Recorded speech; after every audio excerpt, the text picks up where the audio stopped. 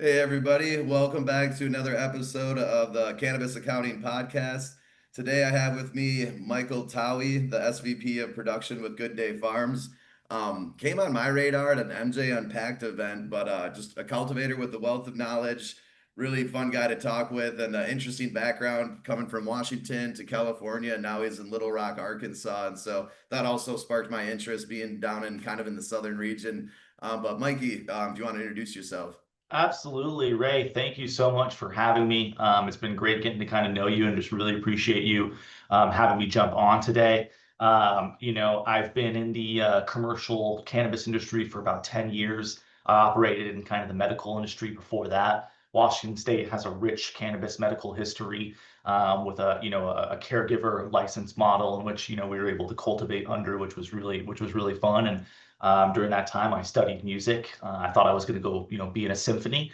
And luckily enough, cannabis got legal in 2015 in Washington State, and decided to try working in the traditional market, in the rec market, excuse me.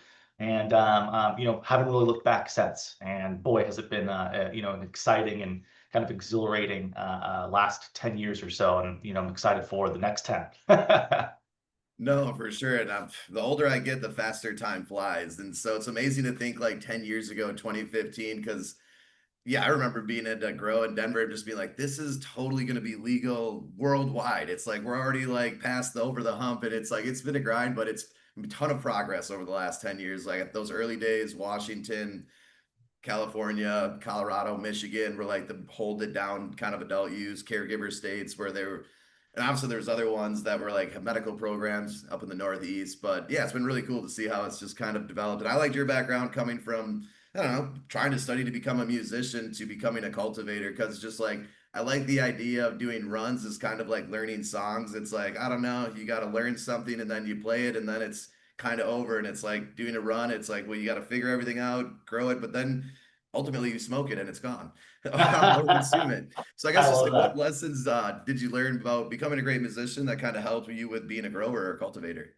I love that question. It's so funny. I when I talk about the kind of the past music experience and what I went through with that, really what I say is I learned how to be bad at stuff, which I think is really important, especially being an operator. If you want to be a high level one, you have to be okay with making mistakes. And I think that's something you really realize, and specifically I was going for a performance degree, which it's pretty self-explanatory. It's all about performing and playing. And so your marked success is based off of what you can play, how well you can play it, what sort of ensembles and groups you're in, and then ultimately how well you show up and perform in those. And so, one of the things that I really, really, kind of miss about, the music world is kind of the constant sort of prove it atmosphere that you're in. When you go into a studio like that, it's really quick to understand kind of where you're at in the trajectory and the ranking, because everybody has access to the same music and literature. Everybody's trying to play the same music and literature. And look, the notes are the notes. You either play it correctly or you don't, right? And I think that's in some ways, in kind of outside of the music world and in kind of traditional business, I think that's the real challenge we have as leaders, is being able to create the metrics and the capabilities to not only develop our team, but to hold them accountable to understand what success looks like. And I think that's something I've really taken away from music and tried to apply into cannabis is really what is the why behind what we're doing, and what is really raising the bar look like. Something I understood immediately when I started working in the cannabis industry, even in the medical phase when I was coming up, was a lot of it was just pseudoscience or anecdotal information, right? And Yeah, talking to processes. growers. Yeah. And that's not like that's not like a hit on Yeah. the original or traditional cultivation. It was an artifact of kind of the necessity of the time. When I was coming up, it's like it's so funny. I get asked like, "Oh, do you have any old photos of your old grows?" And it's like, "What are you, a narc?" And it's like, wait a second, no, Right. no, no. They're just genuinely curious. And they don't, a lot of people didn't come from that time frame when it's like we didn't take notes. There were no SOPs. It's like everything was taught through almost an oral tradition and by hand, right? And you had to physically go and stay with someone for a period of time to actually learn how to, produce and harvest a crop. And a lot of, my, introduction to it was really accidental. I was lucky enough. I come from a family that has some a pretty big parcel of land, about 30,000 acres in Southeast Washington. And I grew up working it during the summer times. And honestly, I hated it. Like it was tough work. And What coming were from you the doing with city, 30,000 acres? Like I grew up on a farm and I'm like, a couple hundred acres is a shit ton for a dairy farm. So like, what were you doing with 30,000 acres? Like logging or something? big bushel wheat. So it was all almost Yes. irrigated wheat. And then we also ran a grass-fed beef co-op for a number of years. Dude, so So you're at a one farmer point, too. Fuck yeah, yeah. yeah. And so at one point, I mean, my grandfather was the farmer. I Yeah, just yeah, showed same up here. and Like I just milked cows on the summertime when I wasn't in school, but picked some totally. stones, baled some hay, but like, yeah, he was the OG. Exactly, exactly. And so, I mean, at one point, I think we had up over like almost 250, 300 head of cattle while we were there, and we were operating almost 25,000 acres of that as wheat crop as well. Had some CRP in there too, just because it was such a big plot of land. But we were really fortunate because we had there's a river that went through us. We had water rights, had 100-year-old water rights. So a lot of that was irrigated property, and that's what's so like my introduction to zoned irrigation was having to wake up and go and get all of the river pumps started and then change all of the hand line to get the water to the right pasture for where the cows were going to be for the next day, because we did a Swedish pasture technique, which instead of letting them out to range, you put them in small enclosed, either 2 or 4 acre pastures that are next Mhm. to each other. It's a Swedish system, being able to Kind of basically move use them to kind of along. maximize land. And so you put a lot of cows in a small area and they eat all of the grass down, right? And then you move them to the next pasture and then you're basically chasing them with sprinklers essentially. So that's literally what I did was like fix hand line, like sprinkler lines for years, it was the only thing I was allowed to do, and it's so crazy because how much I talk about irrigation systems now, it's very applicable. But Super applicable. And like working with the seasons and like how, you need to have quality of product, you need to have quantity and consistency. And so like growing at scale, whether it's weed or cannabis, like there's still some parallels that like go through it where you're like, all right, how do I do this efficiently? Make sure the cows eat the grass, moving to the next thing. Exactly, exactly. It's a little more simple than running an indoor controlled environment agricultural crop. But it's still a lot of fun. And I think really too, like it was the combination of doing that and music that I think set me up in a lot of ways to be able to be successful. Like I said, learning how to be bad at things and being okay with that, I think is so critical. I'm a big fan Mhm. of the author Malcolm Gladwell. He has a great quote, fail fast, fail small, fail often. I think failure is a teacher. And we have to be willing to lean into that, right? But it has to Yeah. be controlled. The fail small part, right, is really, really critical to that, and then really too, I think the discipline that has to come from, trying to be a high level musician, the competition that exists with it. And I was really lucky to be able to Yeah. sub with some, pretty high level orchestras. And, there's a mentality there where there's always a next up. There's always someone who's essentially going to practice more than you, who might be better than you, who wants the gig more than you. And I think, that's something that's always been a part of my mindset is in and being in the cannabis industry so is nice because there's not quite that level of competition or cutthroat mentality. But I do think that it's imperative, especially as early businesses, that we understand what we were talking about earlier. What does objective winning look like, and how do you build the team to be able to get that done, right? And I think at a certain level, you need individuals that understand how to go through the difficult parts because you can't go around them all the time. And so, I feel really fortunate for my time in my undergrad. There's so much that I apply today. And, really, I think about it frequently. But, I'm so happy with what I'm doing and the decisions that I made and where we're at today. That's awesome. That's awesome. And it is, it's quite a journey, but I can totally see the throughput and like setting up grows back in the day. It's like pretty much everybody was a farmer, like, or came from some farmer family where like you just had to build things and fix things and like maintain things. Cause like farms is like with animals and equipment, things break down. You got to like use equipment to grow natural products. And it's like, so you just kind of, you're used to using dirt to make money. And you're like, yeah, that's kind of how Totally. this like world works. But thinking about that, moving to like what you do now with a little bit more of like indoor high tech grows, I kind of want to talk about that because, naturally starting out, they were either like in the middle of nowhere outdoor greenhouses or clandestine, warehouse grows. But what benchmarks or KPIs do you use? Because I'm an accountant, I tend to think of the business in terms of like KPIs and benchmarks, and of course you got to build systems to track them. But I think of business as an equation, and it's like, well, we need to get X amount of quantity that we can sell for X amount of price to get X amount of revenue. We need to have the cost be here because in between is profit. And not to oversimplify business, because I know there's like people and everybody involved. Like that's kind of how I think about it. But from the cultivation and operations side, what benchmarks or KPIs do you use on the grow side? I love that. It's great. It's so I don't think I could have told you what KPI meant when I first started growing pot, even commercially, right? Coming out and boy, it's all I talk about these days, especially now in more of a senior leader level. I think there's so many ways to cut this up. I think, when we talk about it at the business, and what I really believe is, it comes down to kind of people and then profits, right? And when you're as a business, when you're able to analyze how to be effective in both of those major categories and how the Venn diagram of those two things align, I think that's when you can really start to build success. When I think about people and people KPIs, how are we retaining people? How are we training people? How do we estimate the amount of people we need? What sort of hiring practices do you have? Those are the sort of things that we look at with things like attrition rates over certain time periods. We look at onboarding and training development as being hypercritical. We look at team development. So one of the things that we really do is we have a tech delineation program, which is basically, from day one, when you join the business, you get a roadmap for the next 3 years. Everything you're going to learn, the skills that go with that, the That's measurables cool. that go with that, right? That comes back to kind of the music programming, where it's like that's one thing that music's done really well is develop the pedagogy.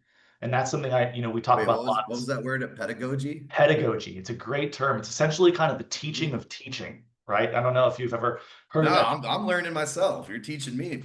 Awesome. So I use that term a lot, and it's something I picked up in the music program because you have to learn how to teach no matter what. Even if you're getting a performance degree, most people end up running a private studio. So you teach a lot of individual lessons versus maybe in a classroom setting, right? And so Yep. understanding how to develop curriculum, understanding how to, adapt your processes to be able to meet people's differentiated needs, I think is really, really incredible. And then and important, and then being able to understand how to capture that, right? So, I think the other side of that then is profits. And I think Yeah. that really comes down into two major buckets for me, which, and this is just my opinion, but expenses, expense management. How do you look at that? How do you realize that? And then what does productivity mean to you? I think there's so many ways to look at that. My core Yeah. responsibility at GDF is, I manage most of our entire subject matter expert team and our national team of leaders that manage our major production departments. So things like cultivation, post-harvest, kitchen, lab, facilities, safety, quality, you name it.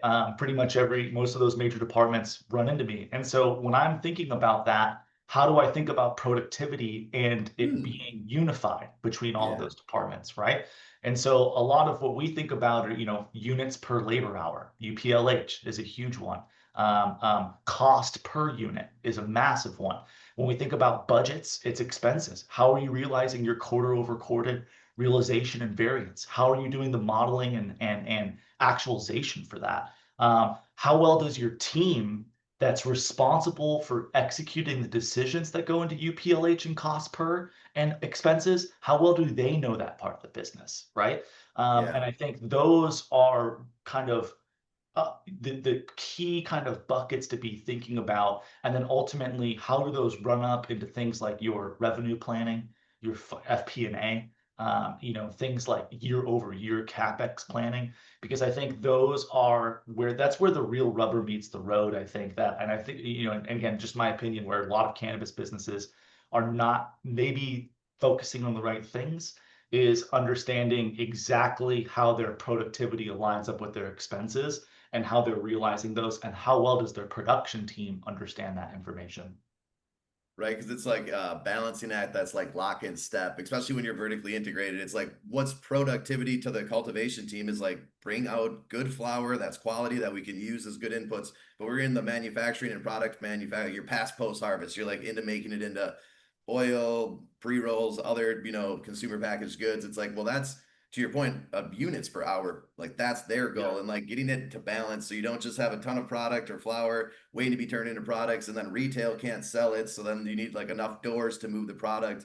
And so yep, like what's productivity for retail is different than product manufacturing is different than cultivation. And I just tend to think of it in like three licenses. It's like you cultivate, turn into products, sell it at retail, couple of different licenses and transfer companies in between, but like 80% of the cannabis industry is doing just that. That's the supply chain. totally. And getting it dialed in is easier said than done. And the people required at each level, and then like that changes drastically over time with improvements in technology and equipment. Like and so, yeah, that's a very interesting thing. So I like how you kind of break that down. Yeah, people and profits and kind of getting that right. And yeah, the FP&A planning and the CapEx is very interesting. And you lived through a very unique time of cannabis in those early days where like capital was pleasant and plentiful. It was fairly easy to get. And you either had it from like legacy to legit people that were coming in that like had it and they were, pretty okay with what we were doing because we're just happy to get licenses and get some similarity of like, we're safe now. And then there was like another batch of capital that came in from like Wall Street and VC and equity that was like, wait, this is the birth of a new industry. So just thinking about capital, you started out really early and obviously had to deal with founders, investors, C-suites, but just kind of like where did the funding come from in the early days when you were starting out, and how did you guys decide to use it or budget to use it? Like I'm thinking back like early days. Absolutely, absolutely. And I want to touch on a couple of things too, just from the last question, because it's I'm going 30,000 feet up, right? But like yield in every category is important. Quality in every category is important.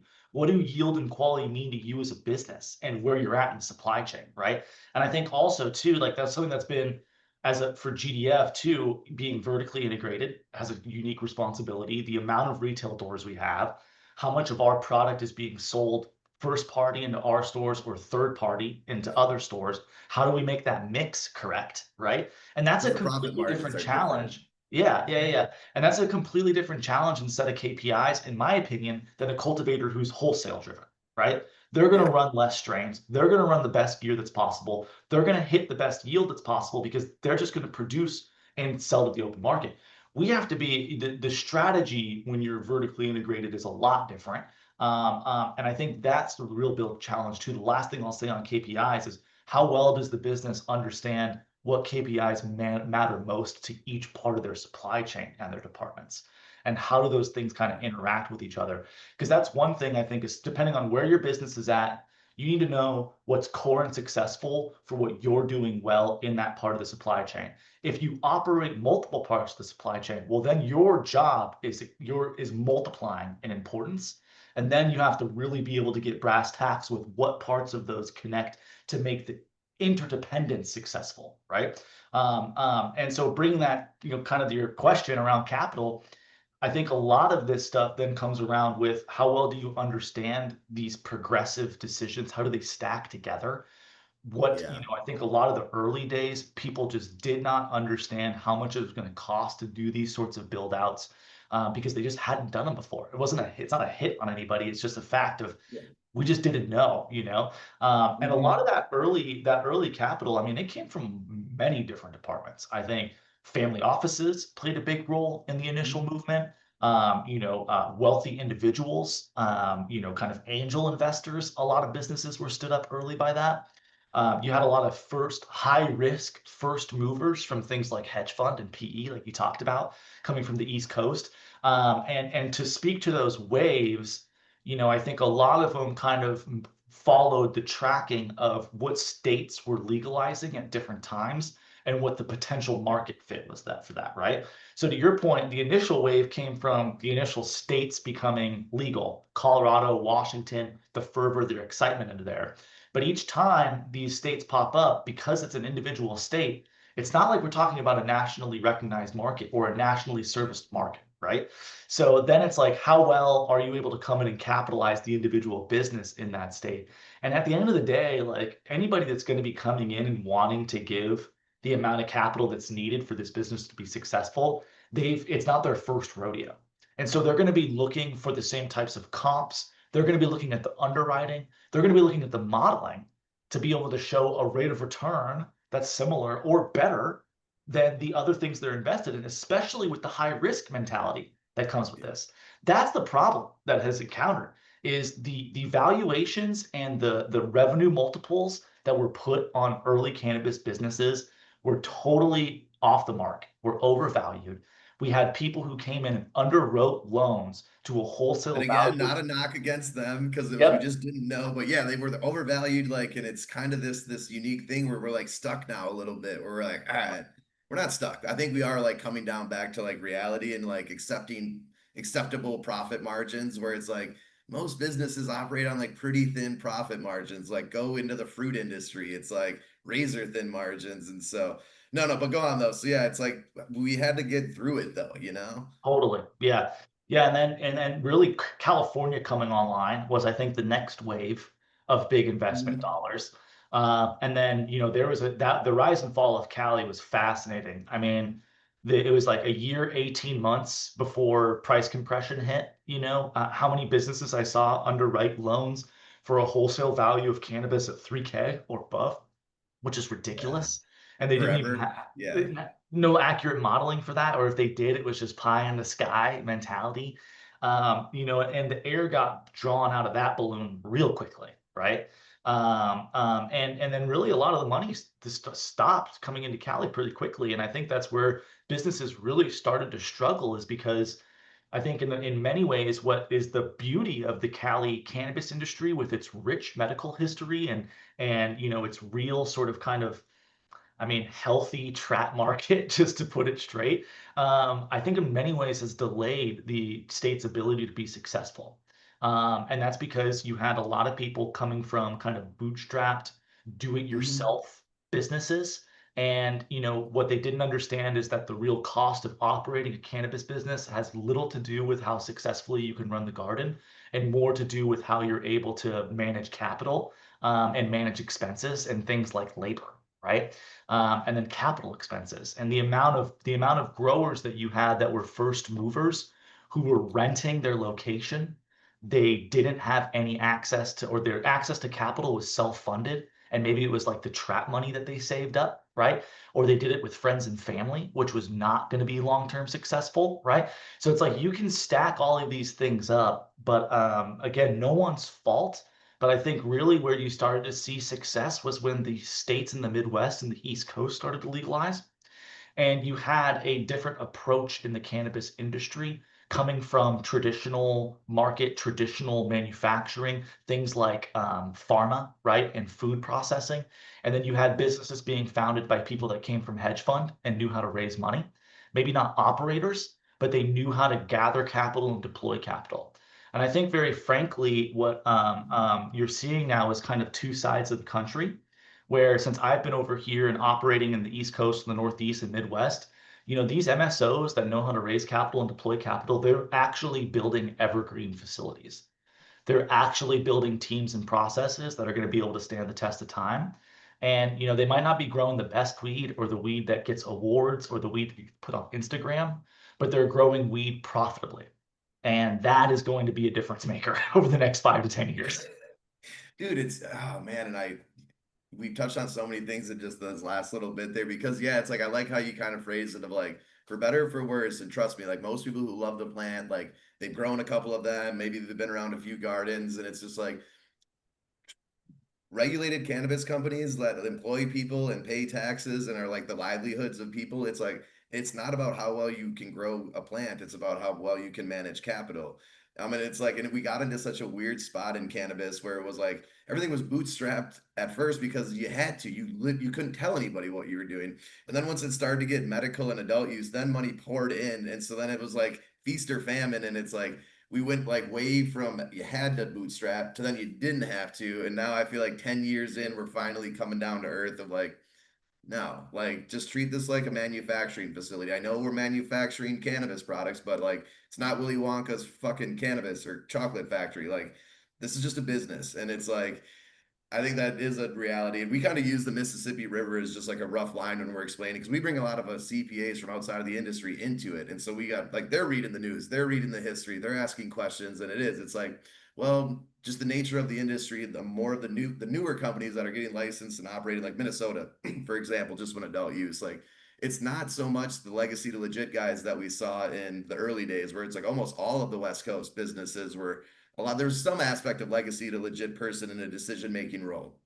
Now it's almost like no, it's like the finance and capital people are here and they'll bring in maybe a legacy person, maybe for cultivation, maybe retail ideal, but like making products, maybe they're there, but there's actually like somebody who just knows how to. They like another successful cannabis company. I know they were from oil and gas, and he's like, yeah, well, like that was part of my job as an engineer. I would take this oil and refine it, or take this raw oil, refine it into something, and I just kind of applied the same thing to cannabis. And so it's just this cool thing that's happening where it's like, nah, like horticulture has been around for a long, long time. Like I know, cannabis is different, but like people have been growing things indoor, like lights, for example. Like I remember people push back on lights all the time, even like the underlighting. I remember myself even being like, that's BS. But it's like, no, they've been using it in other industries. We got to kind of just accept it into here. But I don't know, I'm kind of just rambling a little bit, but I like kind of just the take of like the modernness that we're in right now. It's much more just business as usual, but it's like it's still fun. It's just different. Well, I mean, look, we are, I think people really forget it, but we're still in the middle of prohibition with this. Yeah, And like first inning. That's what I tell people. Yeah. and something that's been really helpful for me is just going and reading about what it was like for the country when we were coming into prohibition, when we were in prohibition with alcohol, and coming out of prohibition with alcohol. Yeah. And I mean, we don't have the same record. We didn't have the same record keeping back then that we do now. But every single problem that we're encountering is reflective of that same time period.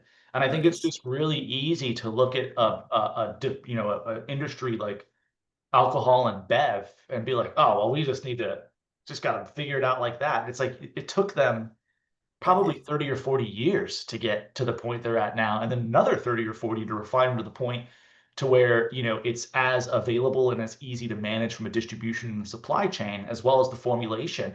I mean, look at the microbrew revolution that's come and Yep. fall over the last kind of 10 to 15 years and Even how that works. seltzers. Like And those came out of seltzers, freaking right? nowhere. Yep, absolutely. And so I think that's one thing where, and what I'm really excited about in kind of where we're at right now is it's a really important inflection period, I think, for anybody who's been a serious operator and wants to remain a serious operator. Because now the challenge is how well can you sharpen your pencil? And I mean that like holistically in the sense of, are you willing to ask yourself as a team, as a business owner, as a leader, the difficult questions to make yourself vulnerable? Are you able to understand your weaknesses? Are you able to identify them? Are you able to hire and fill in around those? And how quickly are you able to do that? And what I'm seeing right now is the businesses that are successful lean into that, right? It's not that they don't celebrate the wins, but they're hyper focused on the losses and how do they resolve those over time. And we've talked about, you've heard me say this 1,000 times, objectively winning. Like I don't, we talk about this all the time at GDF. Like I don't care how we do it, but we're gonna win.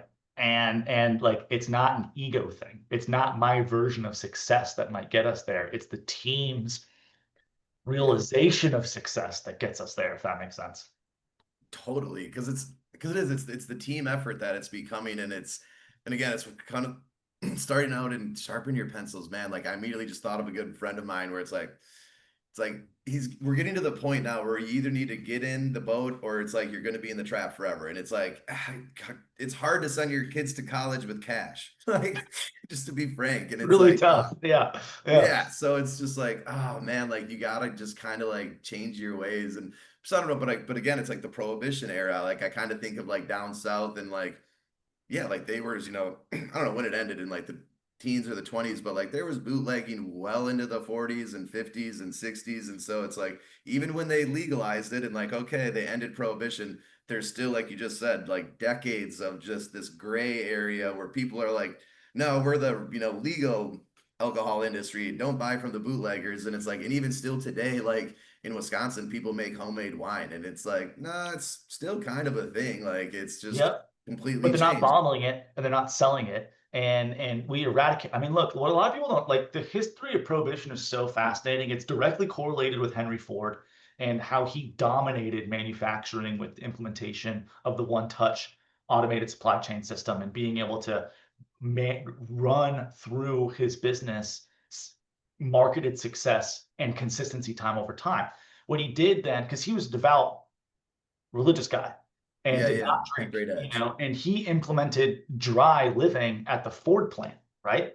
And there's some, interesting kind of opinions out there that the start of the mob was an impetus from Henry Ford because he basically was hiring these, call them goons, essentially, that would go and knock on the doors of all of the families of his workers to see if they were getting home at night or if they were out at the bar drinking. And then he would adjust their pay rates based off of that, right? And so, and then, and then when it became, coming out of prohibition, a lot of those same guys then were basically hired on by some of these, big companies like AB, right? To basically go and knock on these unlicensed manufacturers and, Busting barrels. essentially threaten them out of business. Yeah, And so it's like, it's so fascinating because it's like, you can't do that anymore. Like that world is come and gone. But you know what we have? You know what the industry is doing? Banning hemp because yeah. it's a byproduct of us having to get to the next phase of legalization for cannabis. If we And would, there's phases, just like you said. There was like a craft beer phase, there's a seltzer phase. People are kind of settling into things like it's still evolving, even 100-year-old industry. And so it's like people bingo, think cannabis is going to get to this point of zero change. And it's like it'll never be that way. It'll always change. I still kind of chuckle of like going from smoking cannabis to just the plethora of products. Like I remember early extraction techniques and early concentrates, and I was just like, this has got to be the butane in the glass tube from the gas station, just yeah. yeah. That's what's. I've got a joke with some friends where it's like, if you haven't blasted your own shatter, I don't want to talk to you. Like it's Haven't almost exploded yourself over a pilot light because you're an idiot and it was a cold hundred outside. You're like, who's percent. blasting the kitchen? But wait, so bringing it back to the prohibition era, because it is interesting that we're like coming out of it, but like it's still because it's a lot of people are afraid of the industry, but I think it's one of the best industries for like for sure people who maybe have different backgrounds, didn't go to school, were alternative, like just didn't want to be in that corporate, really normal environment. And so who do you think the cannabis industry is best suited for career wise? Because kind of Hmm. given your background, your experience over the years, like kind of how do you think through now you're in a leadership role, so you've kind of gone through it and seen the different levels, but like who do you Yeah. think is it for or would I, like it? I truly believe that the cannabis industry is still just desperate for hungry people, people who are willing to do the hard work, people who are willing to put in the time, to really learn and from any type of industry, like Yeah, I say this all the time, and it's probably a perfect segue into our leadership portion here. But I say it all the time. I don't think there's one right way to cultivate. I do believe there's a bunch of wrong stuff you can do. And I think yeah, and I would apply that to cultivation, to lab, manufacture, any part of the supply chain, right? I think that's a holistic application in the sense that there's so many ways to be successful in cannabis. I don't think there's one right way, but what's critical is that, people understand what doesn't work, right? And I mhm. think, the type of people, we talk about all the time, hiring from like food and restaurant is super applicable. You're on your feet all the time. It's fast paced, it's high energy. You hear this all the time. A lot of people don't realize that cultivation and a lot of this stuff, I mean, it's farming, it's indoor farming. So it's not that fun. Hard It's not work. glamorous. It's sweaty. It's hot. And I would say that there's levels of that for every part of a mature business. I think anybody that, if you're working for a cannabis industry that's letting you smoke at work, that doesn't care if you're super high, that doesn't have well documented SOPs or processes, that's not holding their team or their leadership accountable, I can guarantee you that's not going to be a place that's going to last for the test of time. It's probably not somewhere you want to sink your time into if you're serious about being in the industry. But again, I think the industry is ready for all types. I don't think there's one cut of individual that's successful. I've seen all types of people be successful. I've seen all types of people fail. And what it really comes down to is the individual and kind of the type of mental kind of fortitude and patience that they have for themselves. The analogy I give my teams all the time is when you're operating at a really high level in cannabis, we're rocks on a pier together. We're just big boulders on a pier the ocean comes in, the tide comes in, the tide comes out. There's storms, the waves lap up over us. We don't care because we're rocks on the beach. You have to be a duck to water in this industry. I think that's something I see a lot of people. The wrong type of person is the type of person that gets too emotionally caught up because there's going to be so much that changes. You're going to deal with so I much agree. bullshit and so many bad actors that if you buy in and if you get emotionally, you only have so much emotional energy to give every day. And Mhm. those are the people I see that get eaten alive. They don't know how to compartmentalize that very well. And they get burned out, right? Right, right. Like the ones that leave, and it's just like, don't. Somebody told it to me the other recently, and I loved it. It was like, man, just don't make this your religion. You know, it's like Yes. cannabis is great, the industry is great, but like, don't make it your religion. There's other art forms of life. There's love. There's family. There's your own physical health. Like, don't get too caught up in it. And I kind of think of it as like builders versus maintainers, and it's like whether you're finance or operations, whether you're the infamous suit or the root. It's like you have to be a builder in this industry because it's a startup industry, kind of like we were talking off camera. It's like, and cause I've seen it from both sides. I used to work for like a 125-year-old company. They invented the thermostat and now they're in 100 countries and own everything. But it was like that was a different business where like everything, yeah, we would buy companies and you'd have to merge them in and maybe you'd work a different workflows, but it was like there wasn't a lot of building. You were maintaining systems and like we were publicly traded, so you had to forecast your numbers and hit your numbers. And if you didn't hit your numbers enough time, stock price goes down, you get fired.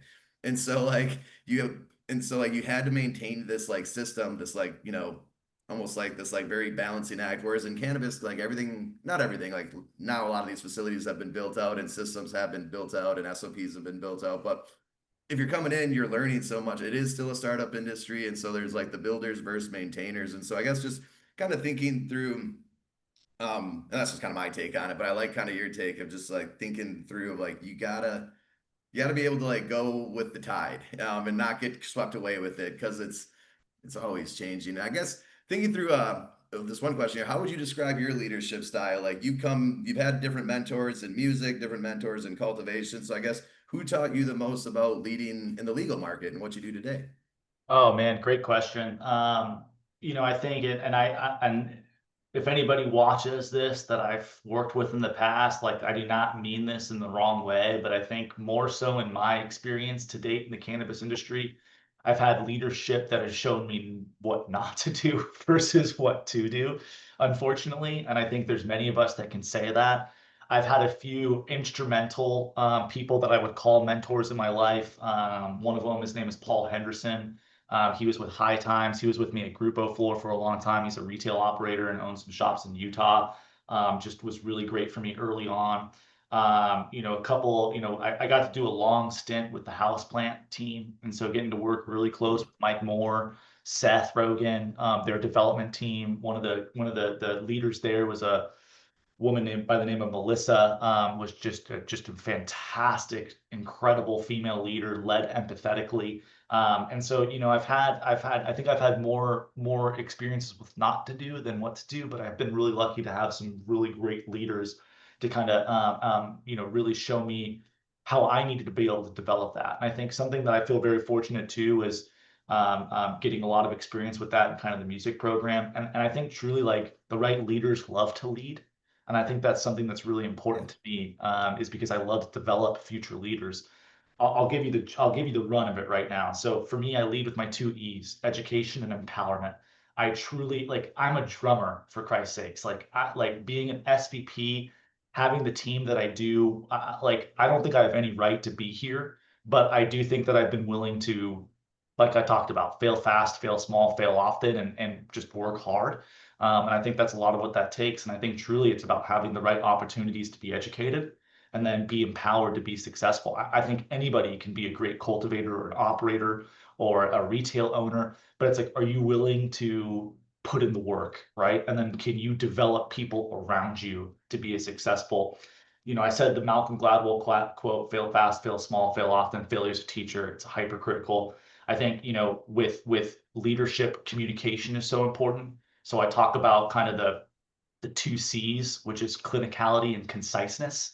So, I think one thing that's we do and what in the cannabis industry you see a lot is you have a lot of like creative mentality where there's a lot of fluff, there's a lot of talk, there's a lot of color that's added. And it's like, okay, what's the point?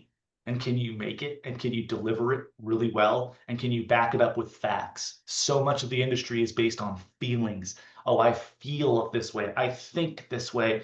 Or well, or well, when I saw this, this is how it made me react. And it's like, okay, all that's really great, but can you actually show that and demonstrate that in numbers? And do you understand the data and analytics that go into that? I think really as a leader, and then it comes back to kind of being empathetic. Brene Brown, Kim. I mean, there's just some great books out there, but I think really great. My leadership style is I really I push very hard for this and try with my teams, but tough but fair. I think that's how you have to be. I think so many leaders struggle with getting the response they want out of their team because they don't know how to lead from the front. They don't know how to lead with the why, right? And I think those two things are hypercritical. And I think the other thing with that is what I think a lot of leaders don't understand is you just being really good at your thing in your world is just the first box that you have to check, right? I think the real talent and the real skill is, can you develop people to be as good as you in your world? And can you go to a new world and understand it quickly enough to get other people to be developed to be as good in that world? And I think that's really what my approach is as a leader, is understanding, really learning how to understand what the why means, how to get people to buy into the why, and then leveraging the why to get them to be great operators, if that makes sense. No, it makes total sense. And it is. I have a friend who's like a software developer. He's been doing it for like 15 years, and it's like he just doesn't want to. Everybody wants him to become a manager, but he's just like fights it. And I'm like, that's what, are you just gonna do this forever and become like this little guru? Like you got to start leading teams. That's how you become, like a business owner. But I don't know. It's its own thing, and I've lived that, and where it's like not everybody wants to be leaders. That's totally okay. And like I had to like get wise in my age where it's like not everybody wants to be the boss. It's kind of stressful. But Yeah, but exactly, exactly. moving on to the last two questions because I want to be respectful of your time. And so with the last two topics, so like SOPs and operations, and then the future. So we'll dive into SOPs a little bit, just because kind of you've worked with a lot of facilities that were tribal knowledge. I liked how you almost, how did you phrase it, like oral tradition, and it's like yeah, and so it was a unique thing. So but now those days are gone. We need to have SOPs. You can't say like, oh, that's how Uncle Jim used to do it. It's like, no, that's how the head of cultivation does it, and it's written down because Jim's gonna get old. We got to like replace him with new people. So I guess how do you make sure cannabis businesses run on strong SOPs and not just tribal knowledge? Like I love where is it housed? I guess that's my question. Because like finance, we use Asana. It's like we have a checklist of day one, we're closing this, then we close this, then we close the equity, then we do the cash rec, and then we do the budget to actual analysis. Like, but it's by day, by Yeah. balance sheet, by P&L, and then we redo the whole thing again next month. So what do you guys use? I love that. Yeah, Asana's a great tool. I love Asana. We use Monday.com, which is, Nice. I like that a too. great program. It's very similar, right? Very similar. I think I think first is really being able to understand how to develop good process, and it brings you back to that point of leading with the why. I think that was what really, that's where my brain got into as soon as I got in the traditional market, because I was totally overwhelmed.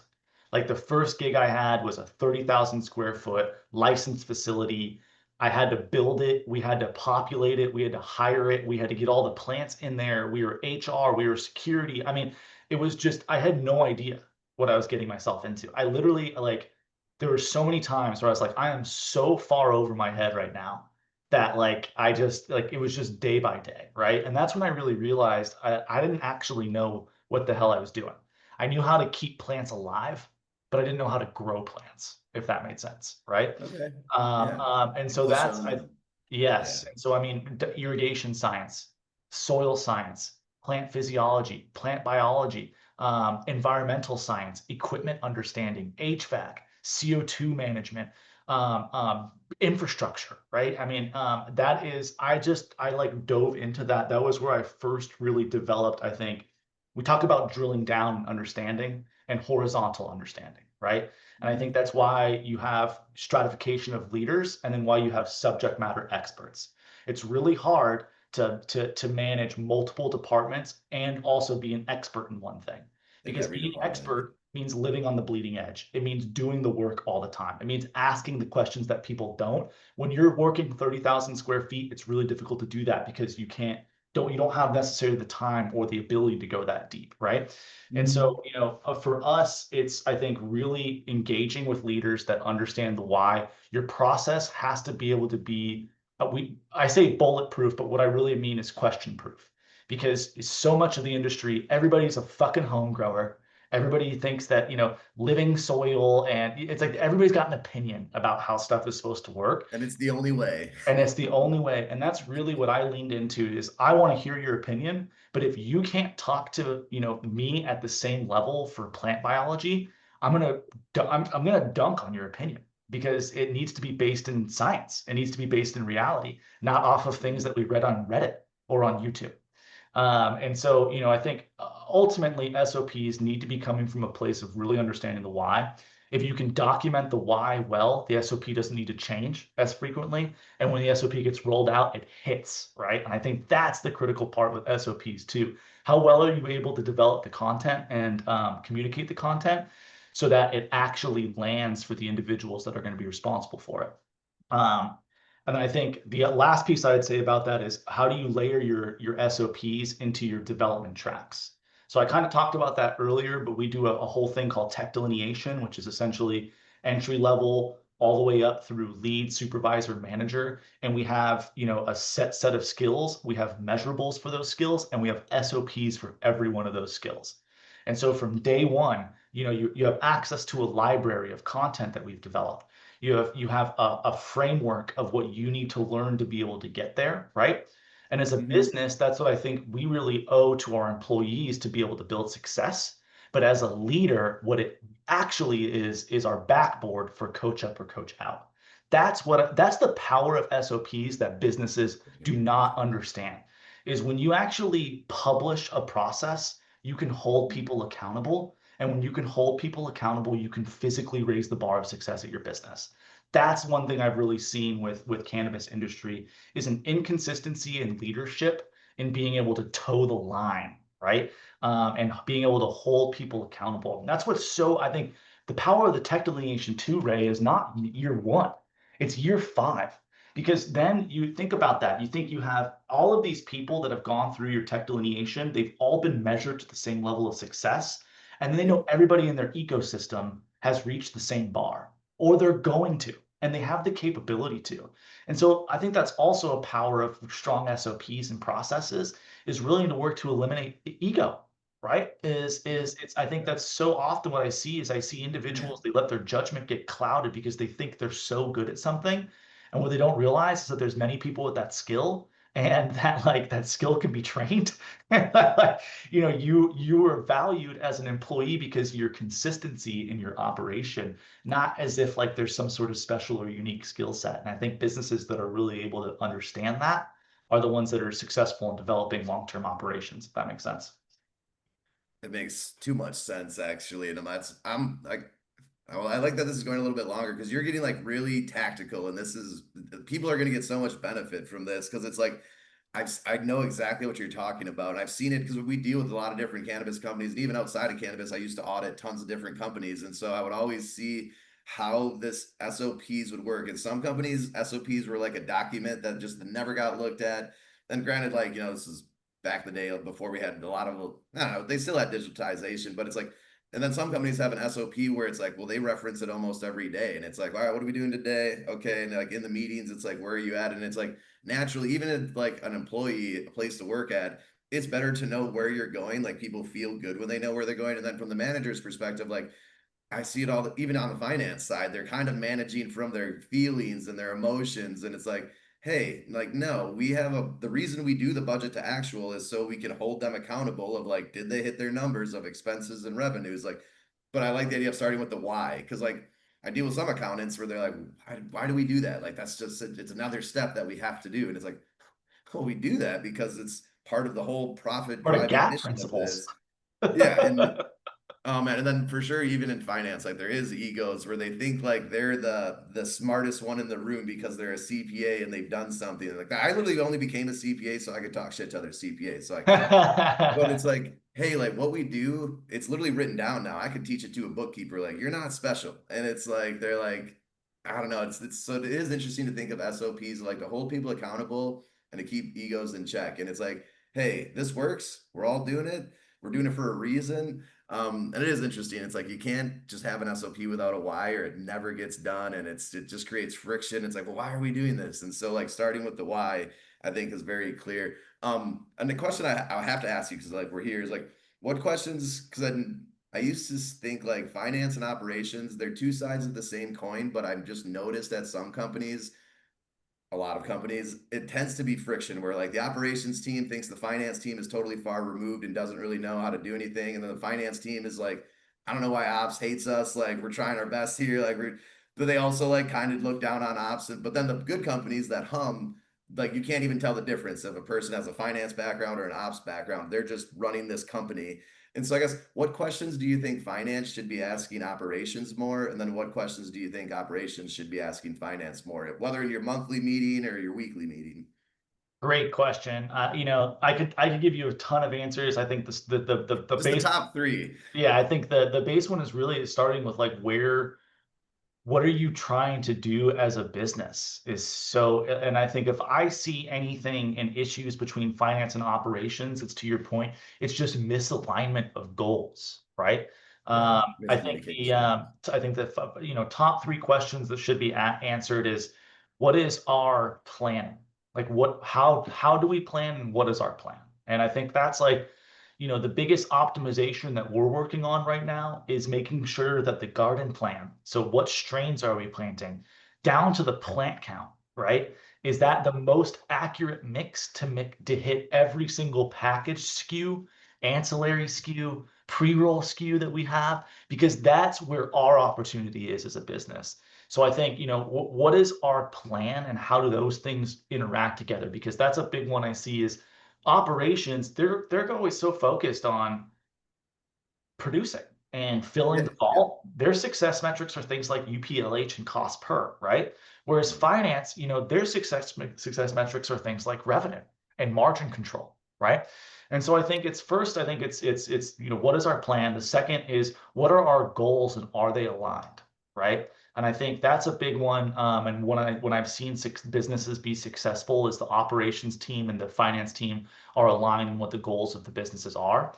And then can we do the same thing or should we be doing the same thing in each of our markets? And that's a really big one. It's an easy Yeah, question if you're a single state operator. Yes, but I think for the big businesses and MSOs, I think those are the ones that have really figured out how to be successful is they understand what processes, projects, capital, SKUs, products make sense in one market and don't in another. And are they able to manipulate and change what they're doing between those things and have different modeling plans for those? And does yeah, ops understand that they have to be able to flex and differentiate what they're doing based off of what that model is telling us?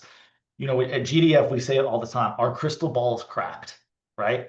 But you can't, we're still staring into it all day, every day, right? And we're yeah. doing what we Same. can, to be able to kind of predict into it. So I would say those are the three big questions I have is, what's your plan? Is that aligned between the state, between the teams and the states that you're working on? And does ops and finance know what each other's success markers are to be able to hit that plan? Yeah, I think that the last one resonates the most with me because it's like we get stuck in finance. We think in terms of dollars of revenue, dollars of expense, and percentages of profit margins. But behind all of that are units, like quantities of like starts with the plant count. From the plant count, you get your yield per grams. From there, you get your liters or like whatever your product. So it's like ops thinks in units and numbers and quantity, and then we think in like dollars and percentages. But it's all the same thing. It's like and so it's like it's very interesting. So moving on to the future, because I want to respect your time. Kind of thinking through, because obviously you've had an interesting career. Like you said, you're still excited for the next 10 years. So am I. But as cannabis companies grow, how do you keep quality high? How do you keep your team motivated without burning them out? Because it's only going to get bigger and more complex. Yeah, yeah. I mean, dude, the burnout is really tough. I mean, I wish I was using a different analogy than being rocks on a pier together or ducks to water. It was visually pretty intense. Yeah, They pictured a yeah. storm. Dude, I mean, I mean, I hate to say it, this is not for the faint of heart, this industry. I mean, look, anybody can come in. If you're going to work entry level, it's like you're not going to feel where your life is affected is you're seeing leadership look like they're totally unorganized and they don't know what the fuck they're doing. When in reality, most of us are just dealing with fragmented supply chains, differentiated and changing compliance regulations, and each state being different. And it's like that's a really difficult business model to be successful with. So, I think resilience is going to be key. Resilience and patience over the next 3 to 5 years is going to be key.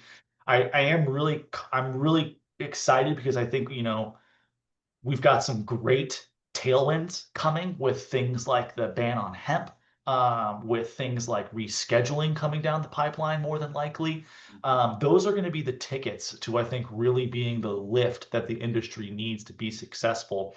And I think really it's going to be the businesses that understand how to manage the dollars and cents between now and then that are going to be able to capture that next wave of success, if that makes sense. No, it does. Because if they can't manage the dollars and cents, they call it roll ups or like nice little, we had an exit. But like in my experience, they're usually like forced exits. And they're like, honestly, like it's like, well, it was receivership or sell everything or you get kind of kicked out. And so, but the ones that can manage it can get to that next level. And so I would agree. Man, I could nerd out with that all day. But just last question, what are you most excited about for the future of the cannabis industry, both locally and then around the world globally? Because I do like the global cannabis industry. We're in a bubble in the United States, no Yeah. importing, no exporting. So we forget that other countries are actually Yeah. importing and exporting this. Like I'm going to be in Berlin in April 2026 for their like cannabis. Europe, it's Oh, called like dude. European Cannabis Week. And so it's, but yeah, what has you excited though? You nailed it. I think the European market is just getting me going. I think we might have talked about this, but I was born in Ireland, so my family emigrated here in You look kind of 92. Irish. Yeah, short, blue-eyed, right? So I think, seeing that side of the world start to get access to this and see it, come out of the dark, come out of the cave and get the same sort of, kind of attention and access for people is really exciting to me. I think kind of the evolution of businesses getting to a point of really planning to be evergreen and Yeah. truly Yep. setting up to be successful operators for the next 10 to 15 years is something that I'm really starting to see. And that's exciting to me because that's what it's going to take to really move the industry forward from a maturation, I think perspective. And I think last, I think would be, with things like reschedule being right there, things like 280E being adjusted. These are the things that I think really help move the needle for, from an operator actually getting cannabis to be very reliable, right? And so, this might be a different take than you've heard on this, but I think truly with reschedule, with research becoming more available and applicable, we actually start moving towards seed stock. And I think that's really going to be the next evolution and revolution for cannabis is when we start moving away from somal clonal and clonal propagation to seed derivatives. Because if you look at any other row crop, what makes them consistent and super reliable is the fact that they're being planted from seeds or from tissue culture. We're not going to do TC; it's going to be a seed-based crop. And so, that like as an operator, all the challenges that we have with quality loss from just variation, variegation, drift, essentially, that's going to just the lift that we'll have for all businesses, including small ones, right? Because they will be able to build a much more reliable cultivation program based off of the genetics. I think obviously the future of that is going to be dependent on who hits that IP first, because I don't want us to get into a Monsanto situation, right? Like, a Yeah. lot of people don't realize that, Monsanto became Monsanto because they developed the first drought resistant wheat seed. And it basically transitioned what was most of the Midwest, which was the Dust Bowl and arid during the early Yeah. 1900s, into one of the most highly productive, wheat areas in the world, right? And what you can't do when you buy Monsanto wheat is replant it because their seeds are not sexually reproductive because they've bred out that genomic capability. So you have to rebuy their seed every single year. So yes, it's the most productive wheat seed you can buy, but you can't actually sow your own crop the next year because they own the Yeah. IP to that, right? So I think those are going to be some of the bleeding edge things that are super interesting to me on top of 280, on top of reschedule. I think will really kind of define the future because the next phase is really going to be innovation. I think that's something I'm really excited about is we're actually, with all of this stuff changing, businesses are actually going to become profitable to a point to where they can truly invest in R&D. And that's the next phase too. there's still not real innovation in the industry yet. It's all kind of, I would say, surface scratching, right? And then really where businesses have hit their stride is through process understanding and consistency. Yeah. No one's truly innovated yet. No one's truly made unique technology, and I think that's what I'm excited for. Man, I could talk to you all day. Like, thanks so much for your time, Mikey. This is like a very tactical conversation, a very sober take on the industry. And like, whether you're on the ops side or the finance side, like people are going to get a ton of value from kind of learning from you. And I agree with you 100%, where it's like the industry, like these companies will become profitable, to just live on their profits instead of like the capital teat that was built upon, where it's like, no, like real businesses don't just run off capital and continuously look around to search for capital. It's like, we have a capex budget. We know what we need to do, but like we're living off the cash flows of the business and able to pay dividends, invest in R&D, help everybody's life. And I do kind of believe is like as companies, you can't fight the bigger companies getting bigger. Like it does kind of pull everybody up. Like everybody's worried about that. I'm like, no, you want more stable companies because we all want to work in a stable industry. So I don't have to go back with working on Wall Street again. I'm like, nah, I'd rather just do cannabis forever. But anyways, man, thanks so much again for your time, Mikey. You have a Of good day. course. And where can people find you? Just I'll have all your email and stuff in the call notes, but just where are you going to be the next few months, few years, or next year? I mean, I don't get out much. I'm not a big social media guy. If you guys want to find me on LinkedIn, that's cool. But that's the only kind of place I'm at. Otherwise, you can put my email up. I'm based in Little Rock. I might be making it out to MJ this year, but I'm just so busy and so boring and just focused, man. So, you know, Objectively winning the day. yeah, I like it. that's what I like to do, buddy. So, but again, I really appreciate the time, Ray. Thank you again, and great chatting with you. Obviously, we could talk all day, and looking forward to the next one. Awesome. Be well. Talk to you later, Mikey. See you, man.